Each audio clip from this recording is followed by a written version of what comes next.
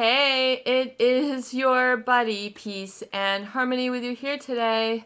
Much love going out to all the beautiful empowered harmonizers. We are zooming in and focusing in on a super crucial and important topic, and that is identifying and owning. Identifying and owning narcissist boundary violation or psychopathic boundary violation. And so we talk about all sorts of topics that relate to this conundrum here on the channel. And we've really had a lot of recent comments from viewers who are in the midst of this struggle. So that's the core of the channel focus, to help you and wherever you're at in your journey or your spectrum. So hopefully this will pertain to you, but I think that this is such a core essence of the woundedness, of the confusion, of the suffering, of the pain, and the maladies that proliferate, which mean open up, like a wound will proliferate. So there's in other words, a proliferating of this pain, or really the cause of it, almost as if you can understand a seed of pain.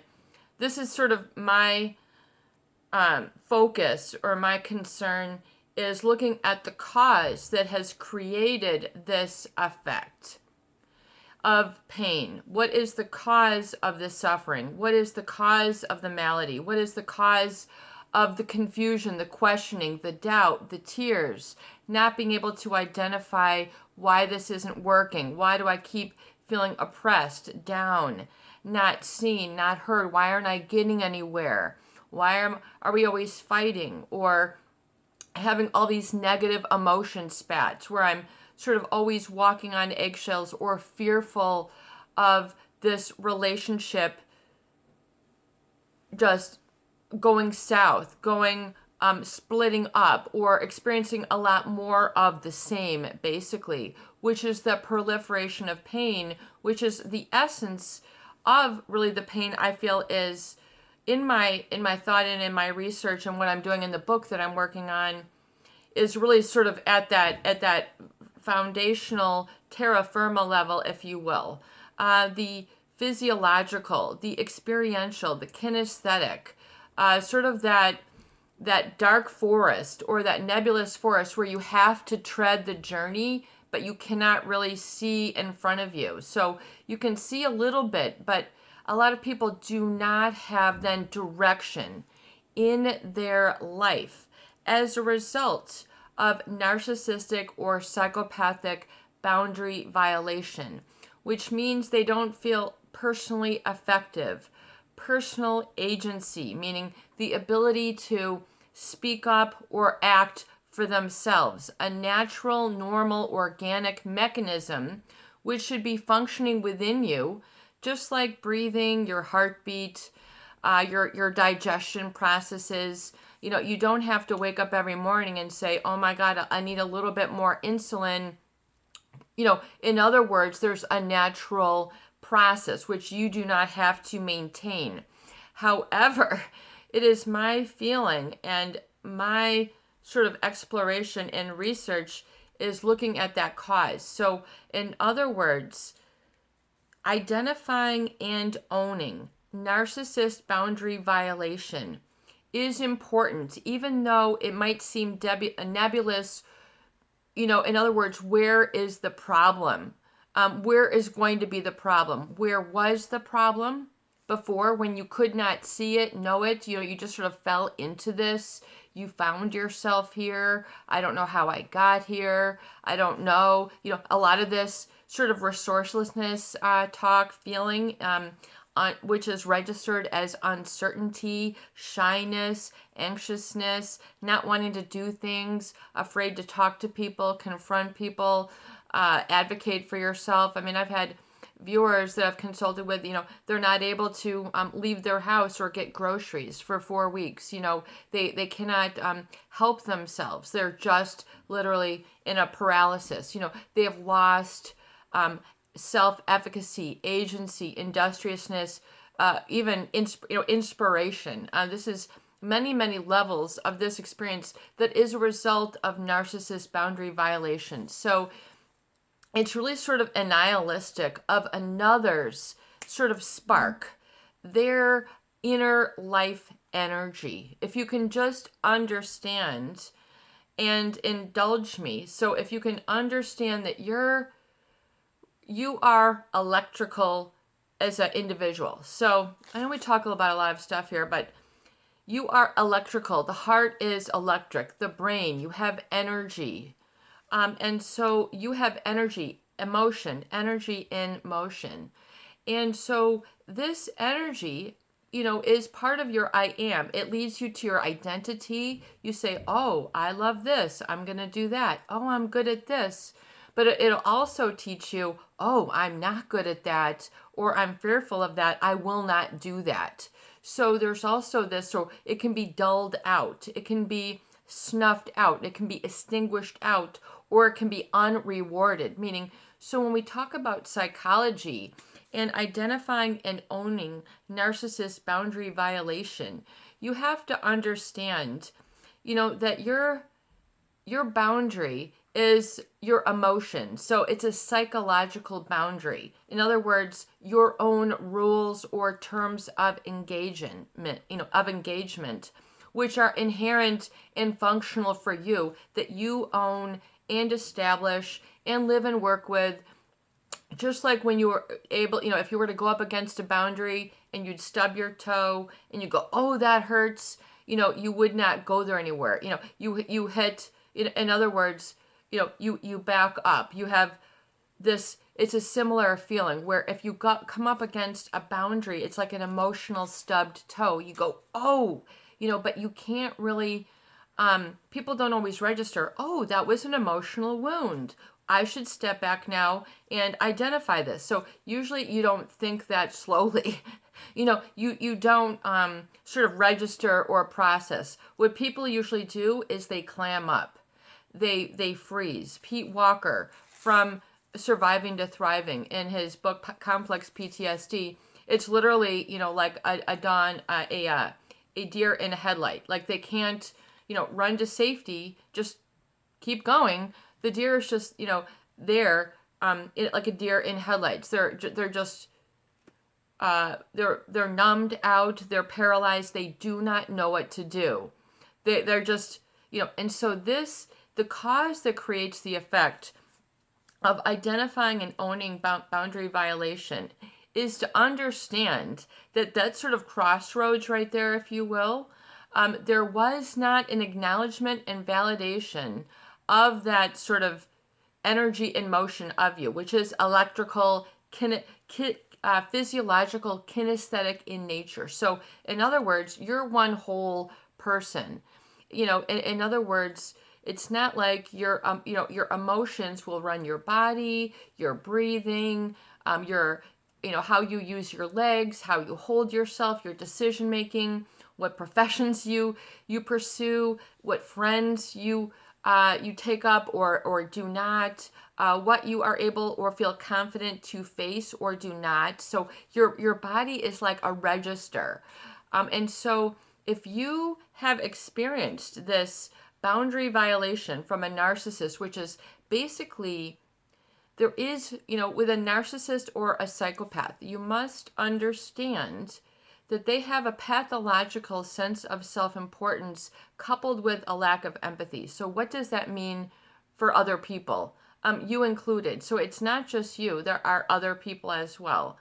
It basically means that they feel above the law, above the rule. It does not apply to them. That they feel superior, better than. It's their entitlement. In other words, I don't have to do that. It's a feeling that is beneath me, or I don't need to adhere, cooperate, or comply, because in their mind, it would make them like everybody else. So a narcissist sort of defines themselves by this brashness, by this quote-unquote boldness, by this oftentimes enabled, which then is sort of reflected as a leadership and a powerful person, the one to listen to. So oftentimes these people get a lot of supporters. They have a lot of ingratiators, people who do not want to seek their wrath, so they just fall right in line and they do not question. They stay in that like freeze-like mode,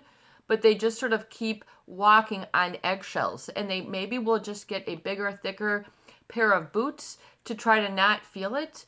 But they will, try to, people then will try to become grounded while walking on eggshells, establishing their I am while walking on eggshells, establish their identity, their sense of agency, their effectiveness, their what they physically do, how, all that sort of, that gets sort of, I don't want to say the word ruined, but I want to say the word ruined, put out. So it's not like, oh, funny, this person was just so bold. They were just such a leader that, this is just how they run things. And, you must just follow, like the term I think is called like a sheeple, which means you don't really speak up. You just, keep going along blindly, and just hope, to avoid really them from turning around and throwing bolts of lightning, giving you an angry face, have steam running out of their ears, blood curdling yells at you, whatever it is, they're seething, grunts, they have a way that they know that they will resort to, I just use the word snuff people out. There was back in the day you would have, candlelight at your dinner or something. I mean, maybe it is, but, people now, and then you'd have like a little, candle snuffer where you would just put it, instead of blowing it and then having wax go all over your table, you would just have a little candle snuffer. So I know I use a lot of analogies, but my goal here is to make this sort of experience the intangible tangible, so you can understand the cause that has created this effect, to really, really, really sort it out. I mean, to the very fine, as you can understand, I do very deep and I do very fine sort of grooming work through a fine-tooth comb. I do the deep dive. You have to be like the Jacques Cousteau of psychology, at least for me, where I want to go in there with a big headlight and I want to put on my tank, from the oxygen, and give you just the normal life-giving oxygen here, which is not disturbed, distorted, or toxified or polluted. So if in the privacy of these videos you can find some people who are supportive, who can help identify the cause that has created this effect, and then the whole proliferation, the sort of, because then there's a cycle where, once you come into a sense of this strength, it gets violated again. So the analogy, once again, is that of a snuffer. So in other words, you have a light, an energy, an electricity, a natural element, which is fire, I guess we could call it here. And there's all sorts of studies about, the elements, and our bodies are, composed of these minerals that were made from stars. Fascinating, just really incredible information, which is just astounding and miraculous. So like Helen Keller says, you can live every day as it's an adventure, like for Helen Keller, I'm sorry, she always says every day is like, living is like an adventure, or you're not really living at all. So something along those lines. I'm not quoting the great Helen Keller correctly, but in other words, for the deep dive, I want you to understand, like Helen Keller, who could not speak, okay, who could not see, became one of the greatest orators of her time. So just think about the level that she had to rise within in order to accomplish her personal development. It's literally like she was born in a valley, and she had to climb the mountain, if you will. So she kept looking over that mountain, but she just kept trotting along. And that's really what we need to do to identify the cause that's created the effect. And for me, it's to help you make that intangible, unidentifiable experience put to words, put to smell, put to a feel, put to how does it feel within you? What does it cause you to do? What does it cause you to not do? All these different things that are tied and intimately connected, inextricably connected. So to me, in my study of psychology, I always feel applied psychology. In other words, there's people who do wonderful research and all sorts of different things, but we need to kind of use that and then apply it. So in other words, we have to get some results here. I'm all about that. And so it's going to take some time. But if you look then at the cause that creates the effect, so like that snuffer, when you begin to cast your light, if you can kind of give me an analogy, what does that feel like for you? When you were to sort of first come into being, was there a smile? Was there a need, a reaching out? Was it this? Was it this? In other words, what is your sort of, your physiology when it comes to that narcissist, the psychopath? What is your sort of, did you throw yourself in? It's usually like an emotional dive in. You're not able to sort of have any sort of identification. That's, of what you're dealing with other than your previous experience. So oftentimes you might experience this boundary violation without even being able to identify that this happened because you did not know. So it is not your fault. You cannot feel ashamed, ineffective, not enough, stupid, whatever it is you're calling yourself, which is an experience, but this is what happened. So in other words, now it can be kind of like what people might consider like a permanent feeling, but yet it can be worked with. We do have some wiggle room here. So and looking at the physiology, because this is where we need to do the healing work. And the narcissist will not, okay, we're not gonna go there right now. What is to understand though, that this is the cause that has created this effect, this violationary energy, this helping themselves to you, to others, meaning that because of their pathological sense of self-importance and coupled with a lack of empathy, they do not register, identify, engage with, protect, and develop or nurture or have a relationship sort of with that inner light in the way that it is in its fullness or its B state for you. So we're talking about the very fact, you might need to understand that, you have a B state, which is at peace, which is stable, which has, it should be a degree of comfort for you, meaning that you're able to, if your inner experience goes off a little bit, you're able to pull it back on track and relatively more quickly with time. So a lot of people, because they did not see this coming, know what was happening, too young, or too in love, to identify or even know that there was such an experience. It just sort of occurred. So you have to then realize and look at that occurrence, not with an emotional judgment, because usually there is this violation and you will know it because it will have occurred again and again. It goes when you go ouch, or when you stub your toe, you stick into the electric fence, you will get an ouch, a pain. And so you must really identify and know and label and make concrete what is that pain feel like, look like, where is it for you? We're doing really like formative, what I would consider remedial work. We're kind of like on the shoulders of a lot of other giants who have proceeded. So in other words, your John Bradshaws,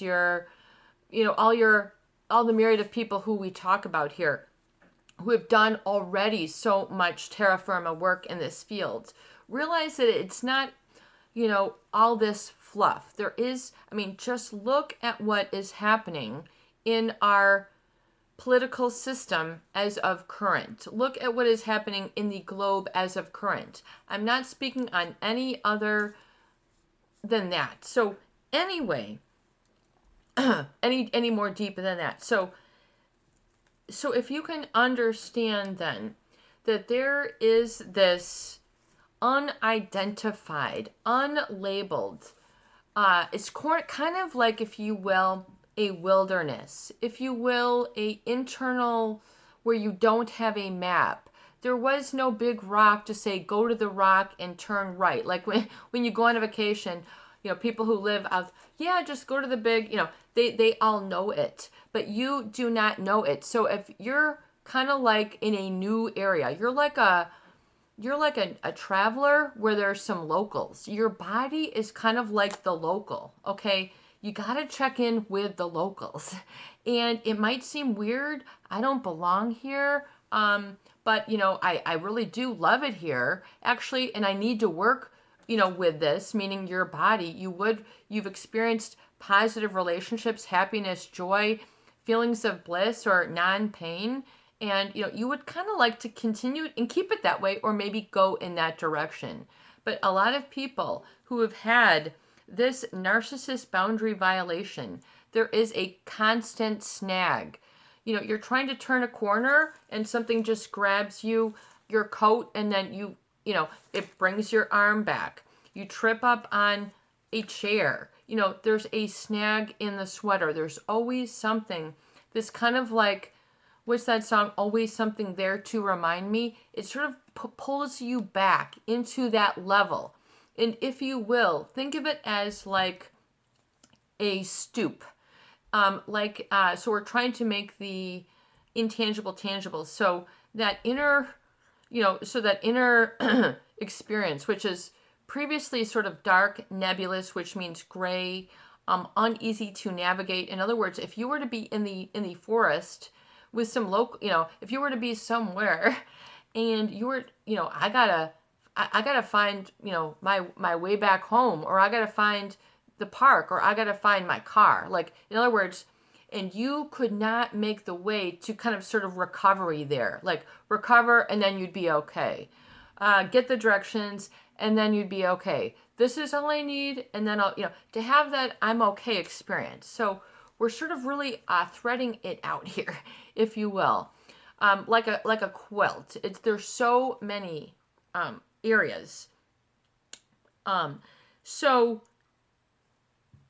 that inner experience, if you can understand the cause, that vary for each and every one of you, there's going to be this recurring. But when, where did this really happen? Was it when you were very young? Were you age 5, 2? We have a lot of viewers, who have their parents are, psychopathic, narcissistic issues. So they have, encountered this boundary violation their entire life, so they need to identify the cause that's created this effect. I mean, this needs to be resolved. This needs to be resolved. This needs to be relinquished. This is, wouldn't it be nice to be able to stop suffering? People get to a point when they go, enough is enough. I cannot live this way anymore. I'm not able to engage in relationships. I'm not able to engage in employment. I'm not able to be happy. I'm unhappy all the time. So there's the cause of this effect is the boundary violation that has been then usually recurring, and then what it has then caused you, and then understanding and labeling what has it done to you. In other words, what is the lampshade that was sort of put over your head, if you will? In other words, where were you dulled out? Where were you darkened? When did the big dark cloud just start creeping in? What was said? What was the feeling? And then just sort of, in other words, what was really, and oftentimes the feeling could not be expressed, identified, or uttered because there were not the words to be able to describe it, or the words were too painful and generally life-threatening. So we're really talking about life or death preservation here. We're really talking about a B state for people who have been injured in this way. We are talking about existential wounds. This sounds like something that, only people who have a lot of time, who are studying philosophy or something, should, be worried about in their life. No, this becomes a existential question. To be or to not be, that, to be or not to be, that is the question. Who said that? William Shakespeare? Okay, so in other words, guys, this has been going on for centuries. So you can say, well, thank God I'm in the information age and at least I've got some people to talk to, and I didn't have to go down and see Shakespeare at the Royal Garden and hear it from 2 towns away or whatever. If they had a megaphone, I'm not sure.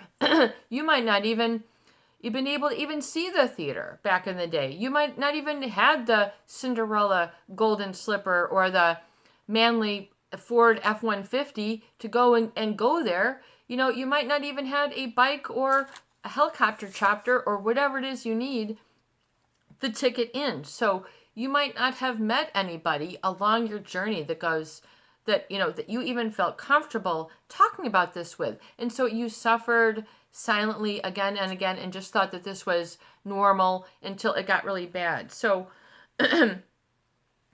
realize that then the cause that has created that effect is really at that B state. Oh man, peace and harmony. I don't know what you're talking about. Well, oftentimes in today's culture, it's a very reactive society. React, react, react. And if you just keep reacting, you're going to get exhausted if you do not have any boundaries. When you are reacting, in other words, there is something outside of you that has agency over you, that has power over you. And a lot of people do not question authority. Oh, peace and harmony. I don't want to be a rebel. That is not me. I'm not here to question authority. That would make me a bad person. I'm not smart enough to question authority. I don't have what it takes to question authority. So do you understand the B state then here? When you have gone through this violationary energy and you're in that dark area and the locals are trying to tell you, just go right from the big rock, and you're like, I don't know what rock you're talking about, and I don't even know what right is. In other words, you will feel a loss of direction, a loss of agency, a loss of a positive, what you would consider, autonomy B state in its fullest sense. So that autonomy, which means you're able to act of your own accord, on your own. You're able to do it yourself. You give a child a little tiny tangerine, one of those little minis, and they can open it themselves. The parent is jumping for joy. They can't peel themselves off the ceiling because, oh my God, I don't have to cut oranges and get juice all over everything and clean up after my child. They can do it themselves. Usually, most parents are jumping for joy, will kneel down to their kids, give them a high five, a kiss, and applaud them for having this autonomy. And when things go chaotic, the parent goes, oh no, and that respects their emotions. So that is a boundary and a standard. So I'm all about the boundaries and standards. So when the child or you cry, the lover, the person in the family, you're at your work and you're crying, I can't believe this just happened. So when you're in that pain state, so in that you have to identify, what does the pain feel like? Is it like a stick in the gut? Is it a stick to the head? Is it a breadboard on the shoulder? Is it a hot scissors? Is it soap in the mouth? What does pain feel like to you? Where you lost that agency and you were just sort of shut down. In other words, told not to communicate, identify, and you could not question, you could not process why. So you were just sort of in this following, numb, or blind, and then that has to get reinforced. So in other words, that one experience gets reinforced, not only probably through that day or that couple days after that happened, but got reinforced and then rehearsed and then rememorized by you because of the reoccurring treatment, which sort of solidifies it into place. So as if you had a putty, if you were to shape it then into a flower, it would be a flower. If you shape it into an unsmiley face. So in other words, it keeps shaping then that inner experience. So then that pain, which you can identify and have the courage, audacity, and boldness to identify, you have to be able to have the boldness, the courage, and audacity to identify. This is what happened. But usually people cannot see in that forest. They cannot put their headlight on and see, because there's usually something very life-threatening. If they were, in other words, if you were to put on that headlight and find, oh my God, I am in a swamp with snakes and poisonous snakes with fangs that are slithering around, you would not, you could not navigate out. So there's usually too much life-threatening experiences that would shut down your ability to be able to have that agency. So you could not understand, process those terms or rules of engagement, which are, which are the boundaries and which are the standards. So if they're at the helm of a narcissist or a psychopath, unequivocally, the odds are for the house. You are really a relationship with them is just to make sure that the narcissist will profit, and it's to the expense of others. The narcissist is to profit and at the expense of others. This is very painful for a lot of people to acknowledge and validate. And especially if it's in their marriage, if it's in their family, if it's in their profession, and they've experienced this again and again and again, and they go, oh my God, I have been doing this for 40 years. I've been doing this for 2 decades.